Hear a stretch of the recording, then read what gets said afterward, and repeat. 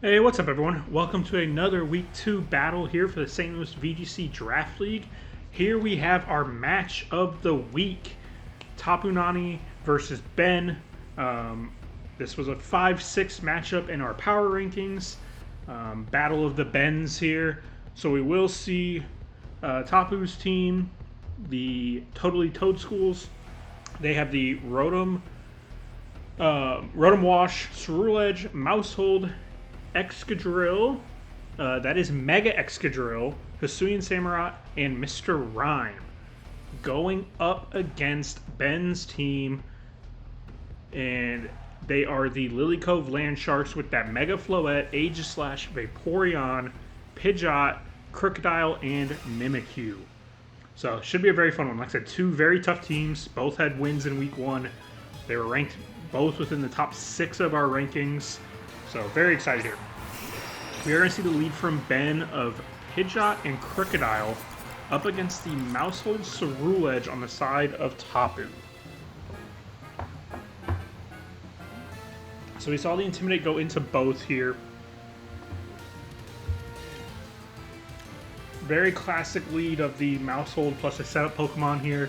You have the redirection, you can bulk up. Excuse me. Ceruledge is just going to switch out into the Rotom. And an EQ is going to come out from the Krookodile. So smart play there. Obviously the follow me wouldn't do anything for this spread move. Maushold does take it decently well. Fires off the Super Fang, take away half of Krookodile's HP, as Pidgeot is going to get the Tailwind up. We have a lot of coaches in this league. It was a big draft, so Tailwind options aren't as common as you'd like them to be. So Pidgeot filling a role here for this team, getting that Tailwind up. And definitely a turn 1 in favor of Ben here. Now, what can Tapu do to come back from that turn 1? Has Rotom here in a pretty good spot. Rotom doesn't fear either of these Pokemon too much. So actually pretty okay with their positioning here as well. Love to see some of the more moves on this Maushold. Is it just Super Fang for offensive, or does it also have Population Bomb? We do see the EQ coming in. Maushold does take one more. It is the U-turn. That is going to be enough to pick up a Maushold. I wasn't 100% certain. I thought it would, but it does pick up the Maushold, so it is going to be a free pivot out for the Pidgeot, as the only Pokemon left to move this turn is the Rotom.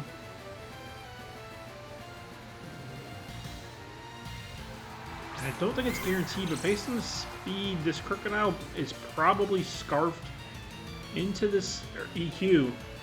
And Tapu made a read of the Krookodile switching out. It did not, so that was a Thunderbolt fired into that slot and doing no damage. So we do see Ben with the 4-3 Pokemon lead here as the Mimikyuu comes out. It is just going to protect on this first turn it's on the field. Ceruledge will also protect. And let's see if it's another EQ here. And it is. I think it's pretty safe to say this Krookodile is in fact Choice Scarfed into Earthquake at this point. So will this be a Hydro Pump into that slot? No, it is a Will-O-Wisp into that slot. So instead of going for the inaccurate move to do a ton of damage, you go for the Will-O-Wisp to neuter the offensive output of the Krookodile. So the EQ far less threatening for Ceruledge. Ceruledge does have, it is a bulkier Pokemon than I originally gave it credit for, so it should be able to eat these EQs fairly well now with the burn. As Krookodile does switch out into the Pidgeot here, as Mimikyuu goes for a Swords Dance.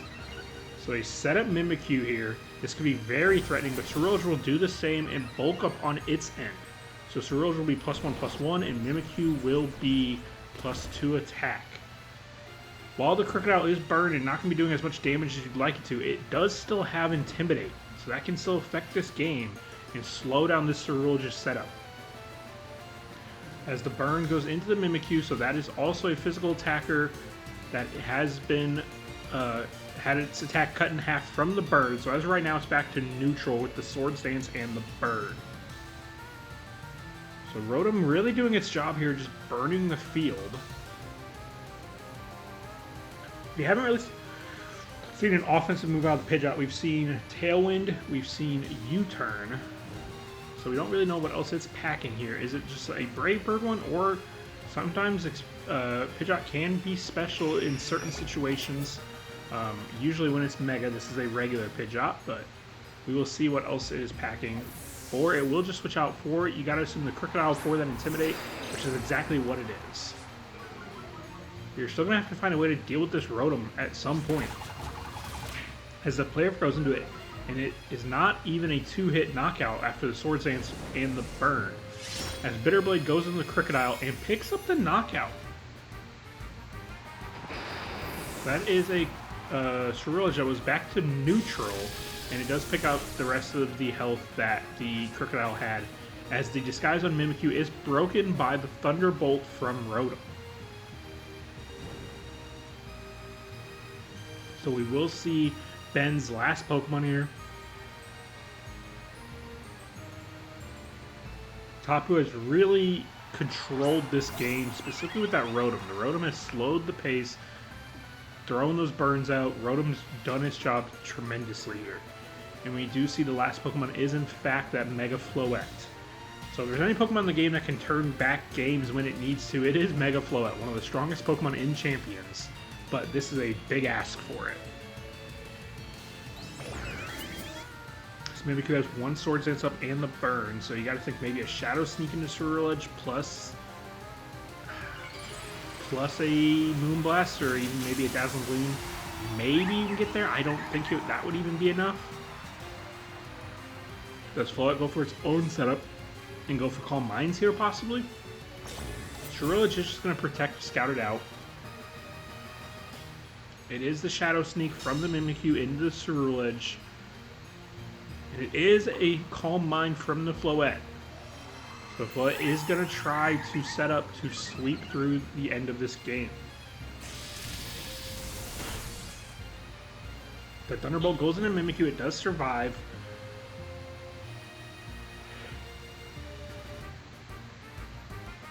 So Mimikyu will get off a Shadow Sneak before it goes down if it wants to.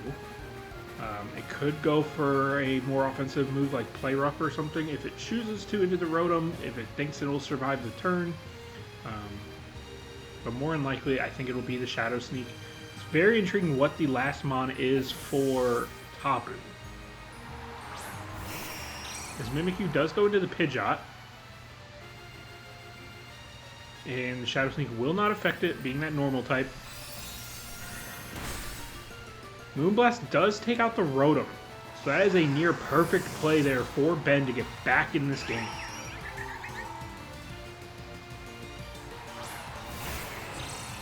Excadrill is the final Pokemon here with Mold Breaker.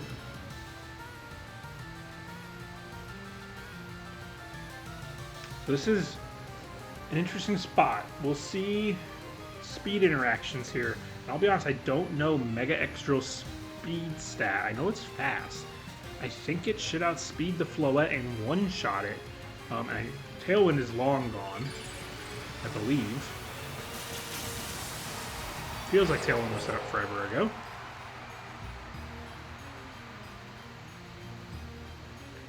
We will see Floette protect. Will this Pidgeot try to get up a new Tailwind? As Iron Head does go into that spot. Pidgeot takes that fairly well, but it does flinch from the Iron Head. That is devastating. That really is a devastating flinch, because now this Mimikyu can come back, but it's even weaker than it was last time it was on the field, because now it has the burn with no Swords Dance.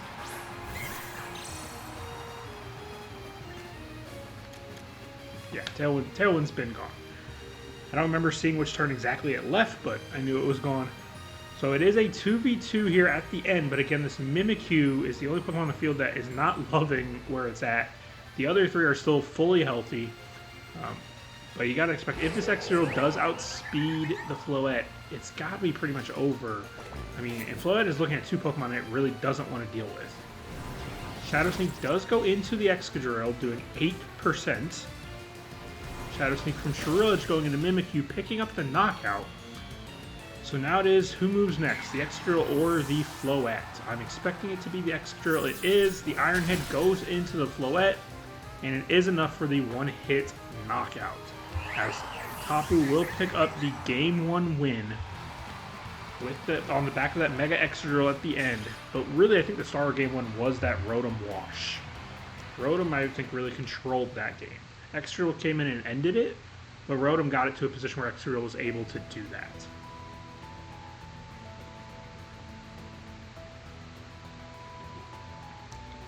Sorry, bear with me. Taking a quick drink here before we jump into Game 2.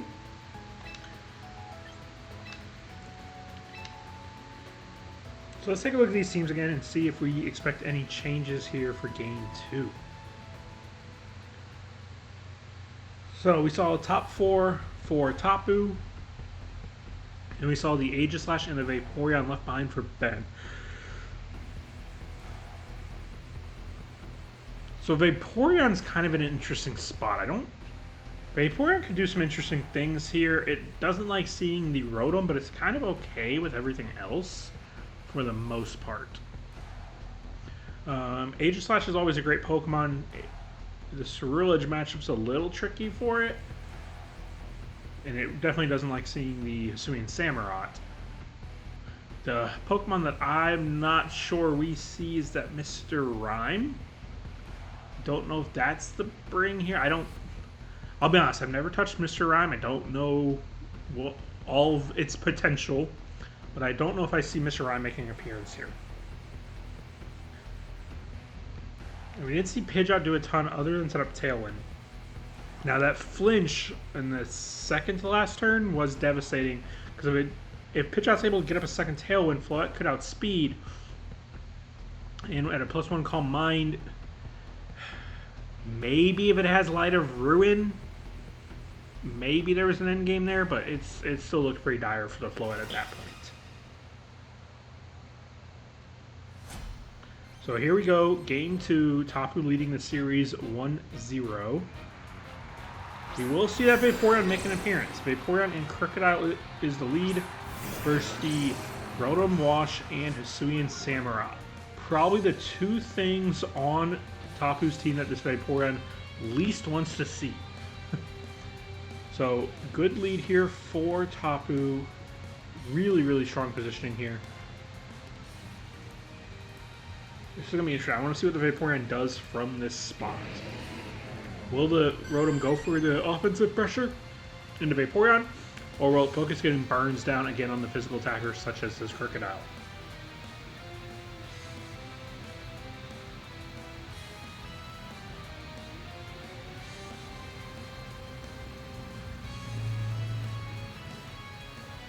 Players taking their time thinking through these first turns here of Game 2.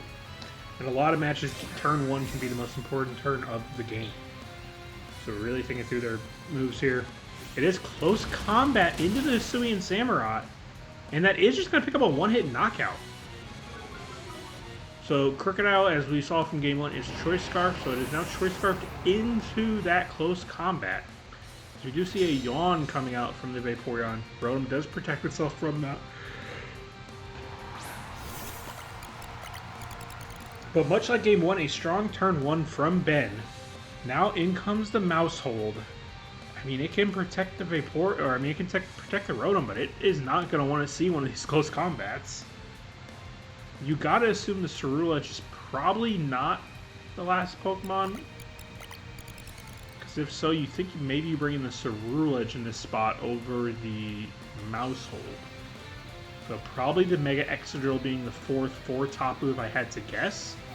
We do see Krookodile just switch out, so not going for another close combat. Instead, Aegislash is the pivot of choice. It is going to be Super Fang into the Vaporeon. Vaporeon can be an extremely bulky Pokemon. It is the double up, which is enough to take it out before it can move this turn. So Tapu will not have to worry about that Yawn shenanigans. And as good as turn 1 was for Ben, turn 2 is just as good, if not better, for Tapu. So this game will get into a 3-3 now. And we are kind of back to where we were. We're going to see another Intimidate.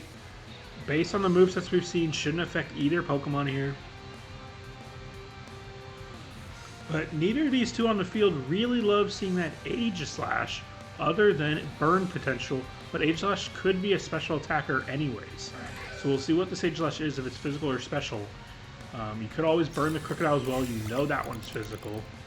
Or you could go for the Hydro Pump into it. Maushold's going to protect from the close combat from the Krookodile. We are going to see the Hydro Pump fired off into the Krookodile this time around. And that is enough for the one-hit knockout. So a very explosive game 2 here happening.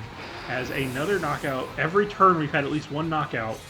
Aegislash is going to switch into sword form. We do see it as a physical Aegislash, but Rotom dodges the attack. So massive turn 3 there for Tapu. As in comes the Mega Floette. Fairly safe, I believe, to get a Calm Mind up. You might have to eat a Super Fang. Which I don't know if you can... You need the health on Floette to win this. I don't know the set. Is it the Calm Mind Draining Kiss set? And can you get that HP back?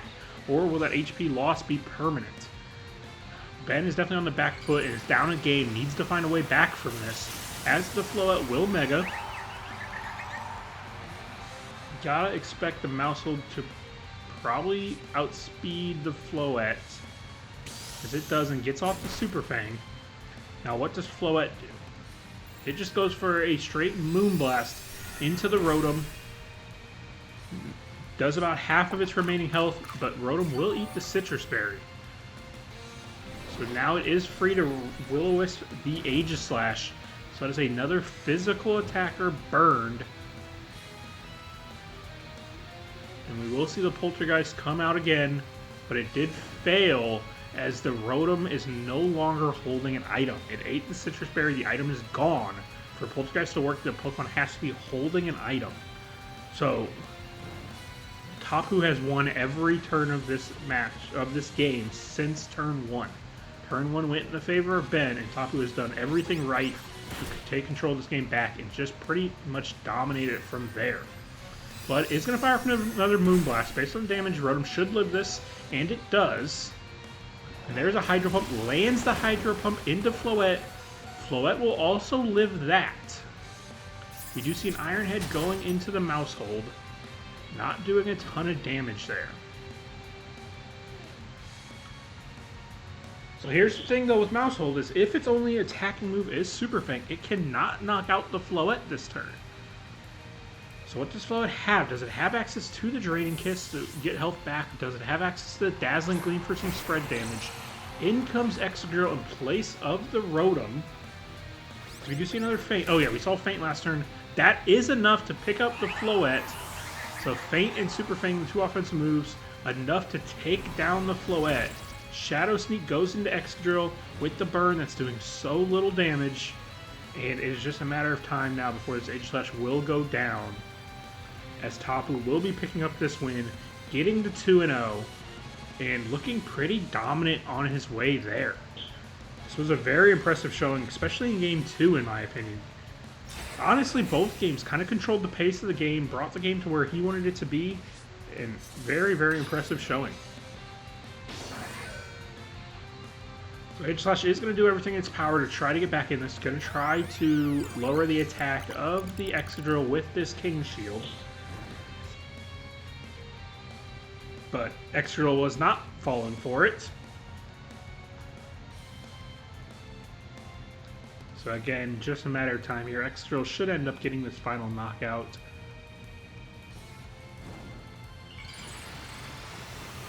But again, both these coaches are looking up still. Ben came in as one of the top 10 teams in the league as well. So losing to a coach of this caliber should not deteriorate anyone from thinking where this team could end up this season. This could be a very successful team, but it was a rough week 2 for them as they fall to 1-1. So congrats to Tapu picking up the win, and yeah, show both these coaches some love. It was a very well played game, and yeah, that's going to be it for this. Please do show some love to the St. Louis VGC YouTube channel as well. Subscribe and like the video. And come back and watch more Week 2 action and Week 3 action when we get there. Watch the battles all season long. Yeah, all that being said, I hope everyone has a good day and a good night. And we'll see you in a future video. Bye, everyone.